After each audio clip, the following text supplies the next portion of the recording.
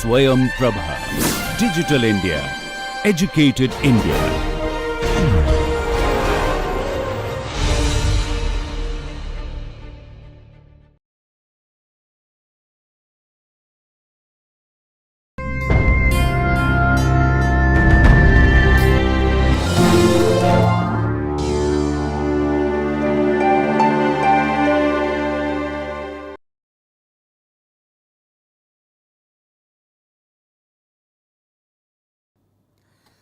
Well, hello everyone again.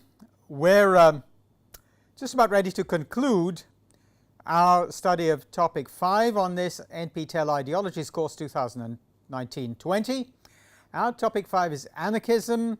We're coming to the end of that and we'll look at examples of it as a sort of worked example or worked exercise. So I've got links up. I can give you the links which are not copyright. The content of course is copyright. But we'll talk through some examples of, well, contemporary anarchism and anarchist communities. But we'll talk briefly through the links first. Here they are. You can have these, of course, and they're all freely accessible as far as I know.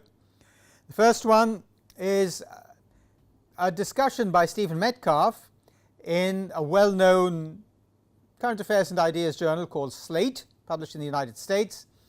It's on why Robert Nozick, supposed to be the father of libertarianism, or he's been described as that, modern libertarianism, why Robert Nozick gave up on libertarianism itself. It's a detailed, lengthy interview, or I can't remember, it's a detailed discussion of Nozick's reasons for giving up on libertarianism. Okay, the next item here is by Matt Kennard and Anna Kaistor Arendar, published in The Guardian 2016, and it's a short article on the Occupy movement in Buenos Aires, on how Argentine workers cooperated to occupy disused factories and try and run them themselves.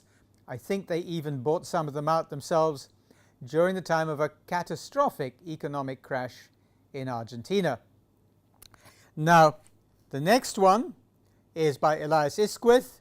It's from Salon, another American journal of current affairs and ideas, and it's on, well, how the Occupy movement got much further than just Wall Street, on how Occupy movement activists did things on the ground, recognizing that public services were in a state of great difficulty, partly caused by significant underfunding and by over-controlling bureaucratic systems, and they started helping people with everyday ground level things like claiming state benefits to which they were entitled by law, like making sure that remote computer-driven administrative systems didn't cut off their electricity or power, getting them on the voting register, and so on.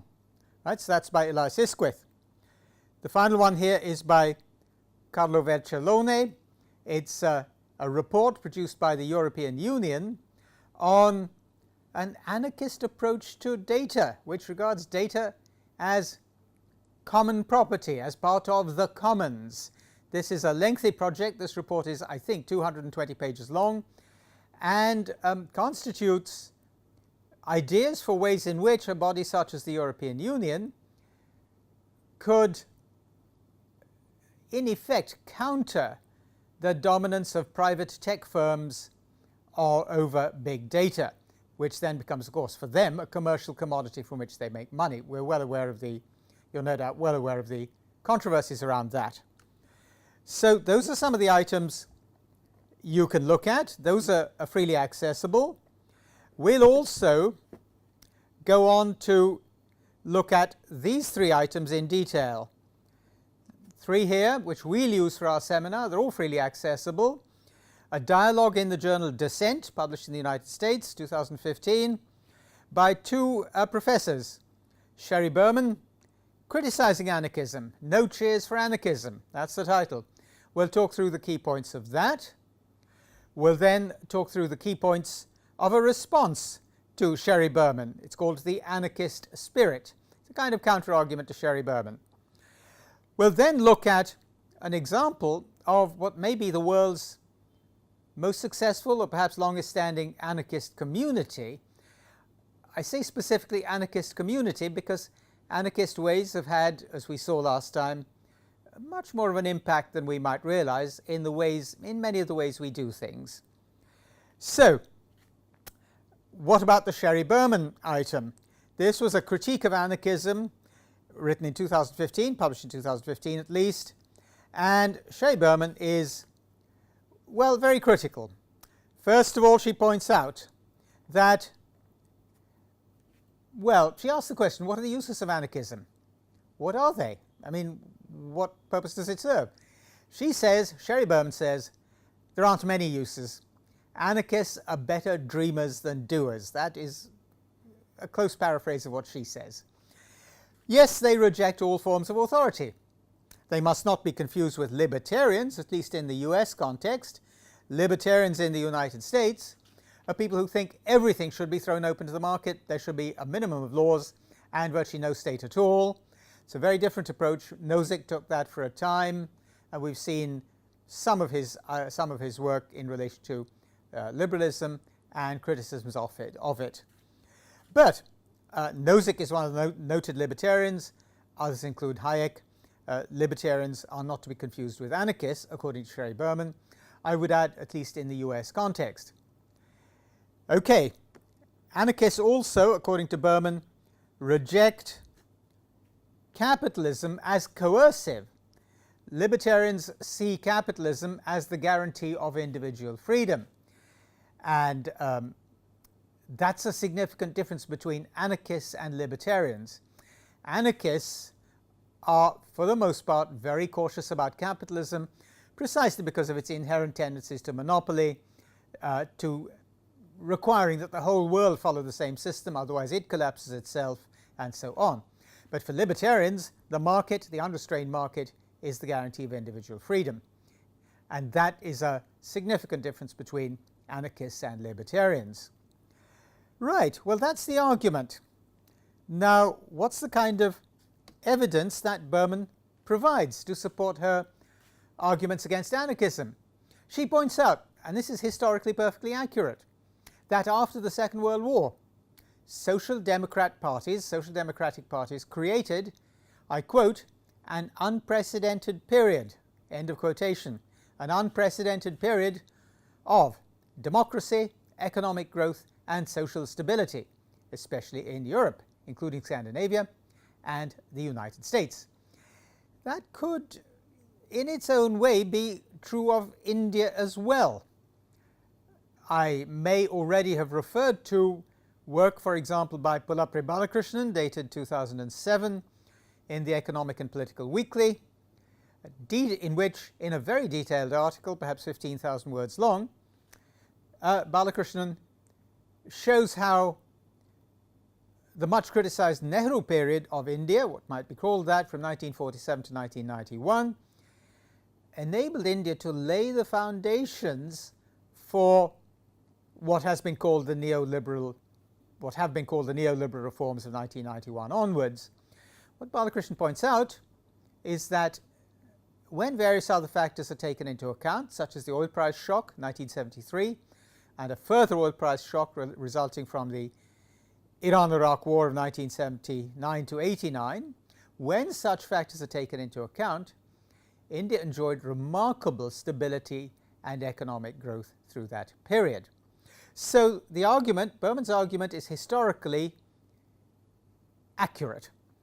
After the Second World War, social democratic parties provided unprecedented stability, political stability through democracy, economic growth, and social stability. We're very familiar with that. The New Deal in the United States was very greatly expanded after the war, and post-war reconstruction in Western Europe and Scandinavia, where damage has not been so severe. Post-war reconstruction after the Second World War in Europe and Scandinavia provided unprecedented expansion, social equalization, and a great democratization of society, institutions, and culture. So that's Berman's argument. Her argument is that this was brought about by social democratic parties, not anarchist parties. She doesn't say it wasn't brought about by communist parties, but she may not have thought she needed to say it. Now, in the late 20th century, Berman's right about this, anarchism saw a revival. Anti-globalization groups, whom we've talked about briefly already, anti-globalization groups highlighted important issues, especially deepening inequality and environmental degradation. But, according to Berman, this had little impact, and she contrasts this little or minimal impact with, say, the US National Rifle Association, the NRA.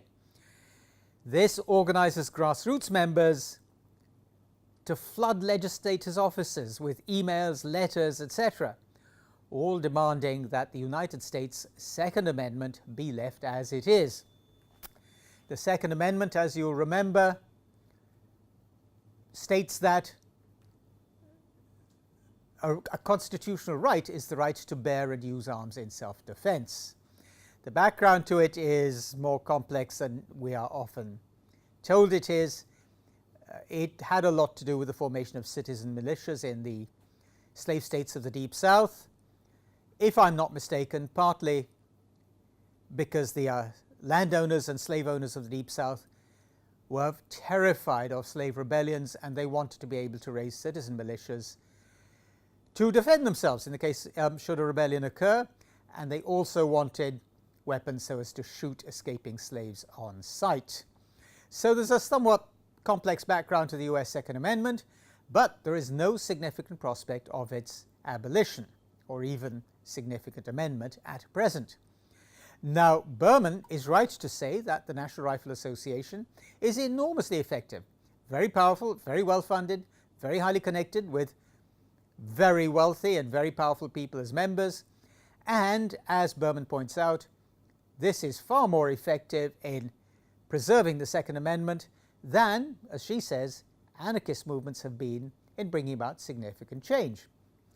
Other, as she says, significant developments in bringing about major social change have been through social democratic parties working through the ordinary liberal democratic state. Well, that's Berman's criticism. Anarchism has had comparatively little impact. Therefore, anarchists are better at imagining than at doing, in effect. Well, what does this have to do with? Well, is this accurate? Marina Citrin, in the same issue of Dissent, that is the autumn of 2015, says Berman isn't quite right about this, and she makes a strong response.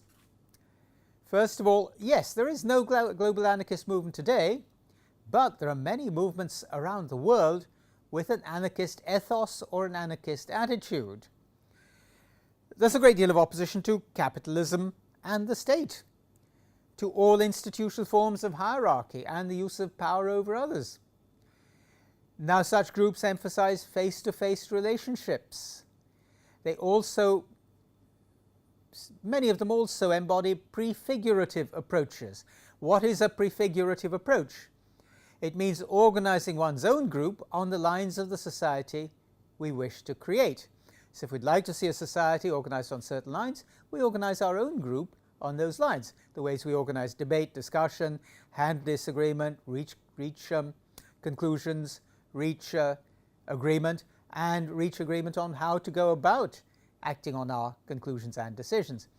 Those are prefigurative approaches in which we organize our own group on the lines of the society we want to create. Okay, well, that is Citrin's response to Sherry Berman, but where do we go from there? The point is that we need to look at an example of precisely this kind of thing. I'll pause here because I need to get more material up on screen. Right, let's look at an example of a long-standing and very successful anarchist community. Let's just remind ourselves first. Anarchists are not opposed to organization. They're not opposed to structure. They're not opposed to rules. They're certainly not opposed to accountability. And they're certainly not opposed to decentralized government. So anarchism is not chaos. It's not the kind of thing libertarians seem to want, where absolutely everything is left to the market. Let the market sort itself out. If we don't get the right result in one court, let's go to another one. That's actually been said by a number of libertarians. But anarchism is not opposed, let's repeat this, to organization or structure or rules or accountability or decentralized governance. It focuses on all of these, but does so in a way that attempts not to replicate the hierarchical and closed structures of most other forms of organization. So let's look at an example. Certainly there are several examples we can draw on. For anarchism, direct action is often the first step, instead of petitioning, lobbying, or putting demands to those in power. And it's the first step even if those who take this kind of action don't actually identify themselves as anarchists. They don't have to do so. For example, the Zapatistas in Mexico in 1994 were made up of small autonomous communities. They totaled tens of thousands of people around Mexico. They decided their own approaches to healthcare, to education, to defense, and to governance. In Argentina in 2001, after the 2001 crash of virtually the entire economy, bank accounts were frozen. The former working class and the unemployed gathered in peri-urban areas, many of which were badly run down. They took over closed factories which had been shut down because the owners were bankrupt and the economy had crashed, and so on. They ran these collectively. Ordinary people blocked Monsanto's plans. That's the great American agribusiness conglomerate. Ordinary people blocked Monsanto's plans to build the world's largest genetically modified seed processing plant. In Greece and Argentina, more recently since then, people have blocked mining companies, even if they've got licenses from the European Union or from the domestic governments to mine in certain areas in Greece.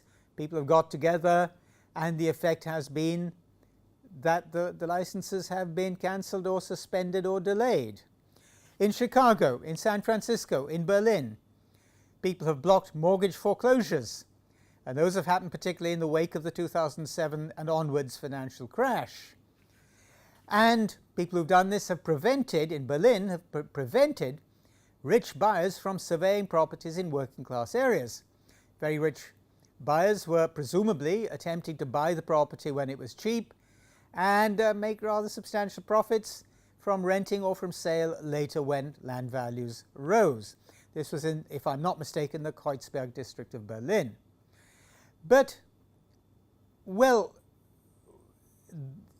this looks as though such movements were partly engaging in direct action themselves and partly doing so to get reactions from institutions of state or local government and so on.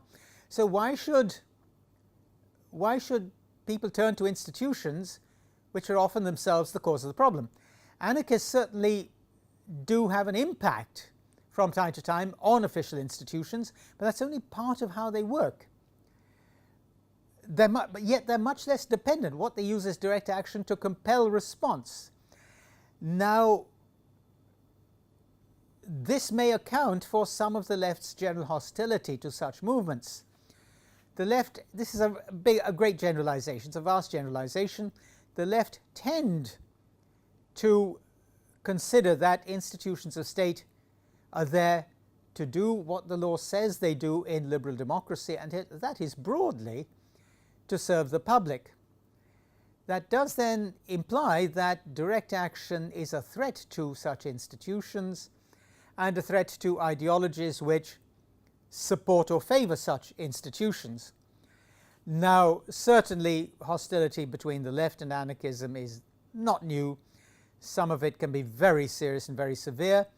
The left are, well, I shouldn't say just noted.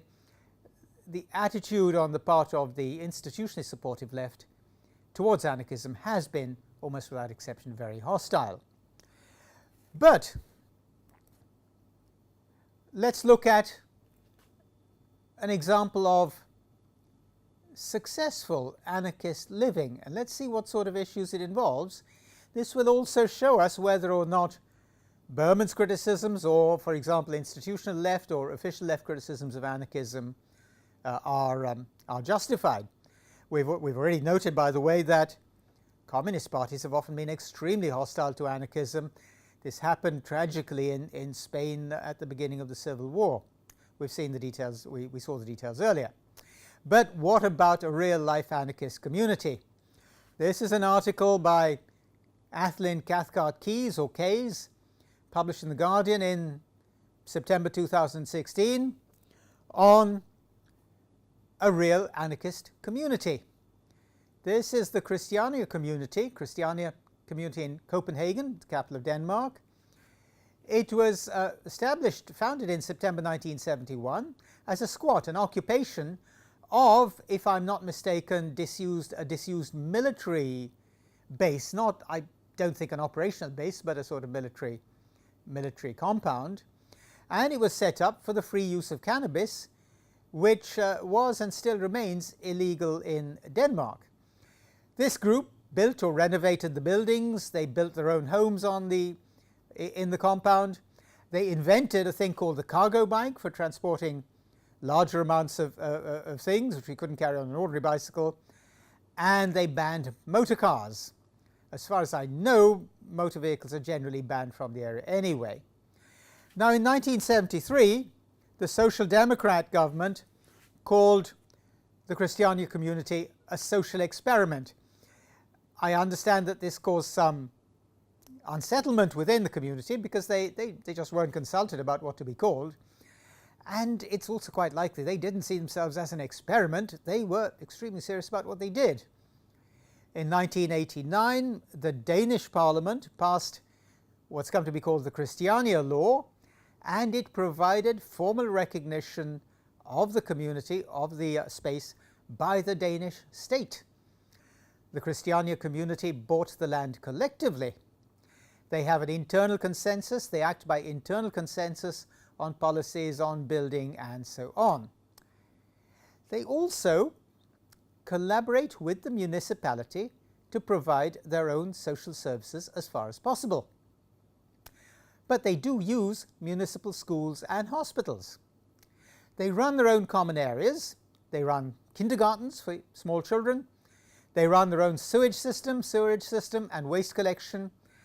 And they have an overall budget of about 4 million euros a year. Now, is that so peculiar? Neighborhoods in India, in cities in India, as far as I know, these tend to be upmarket, wealthier neighborhoods, are starting to organize their own rubbish sorting and rubbish collection procedures. Although, and this includes my neighborhood, we are still dependent on the corporation, which have contracted out the overall collection service. We're still dependent on the corporation to collect the rubbish that we sort and put out. That's not very different from what happens in a lot of industrial countries. For example, in the United Kingdom, in many councils, particularly urban areas, you put your rubbish out in a wheelie bin, you sort it out in a bin with wheels. So one is for garden cuttings, one is for recyclables, and we're generally told what's recycled and what's not. One is for household rubbish, which has to be bagged in certain kinds of bags, and so on, or non-recyclable rubbish. We put these out on designated days, but we do it ourselves. The council, our corporation, have given us the procedure. But in a lot of urban neighborhoods in India, people are starting to organize the internal procedures themselves and then put the rubbish out for the corporation organized collection to take place. The system works variably, but it's starting. There's nothing so unusual about it. Now, that's a form of consensus-backed self-organization. What about the Christiania community? Are they doing anything that different? They call themselves Freetown Christiania. I think that's the formal title. They're still in existence, and it's now nearly 50 years later. They are collaborating with the municipality. They run everything else themselves. Is that so implausible? There have been problems. Yes, the community is still in existence. I'm not sure exactly when, but because cannabis was freely sold and used within the confines of the community, international drug mafias moved in, and some of these were very, very powerful. At least one was based as far away as California.